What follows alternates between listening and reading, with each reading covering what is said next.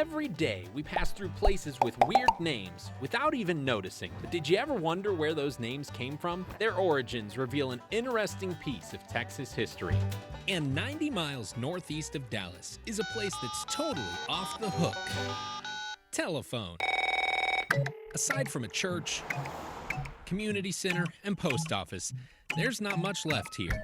Telephone sits just south of the Red River, and you can get a much better view from the air.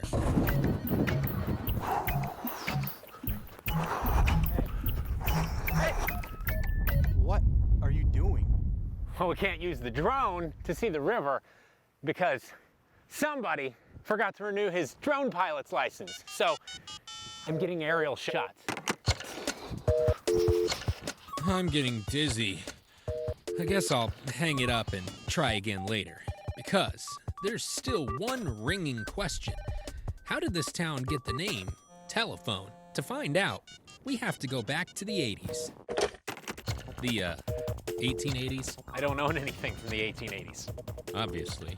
Anyway, it was back in 1886, inside a building just like this one, that Telephone got its name. Heineman was the man that owned a grocery store, your first grocery store, Pete Heineman. Good old Pete Hindman is responsible for giving this town its name, although Telephone wasn't his first choice. Instead, he wanted to call this place Telegraph. Just one problem, There was already a town in Texas named Telegraph. which meant they needed to pick another name, and it was sitting right in front of them.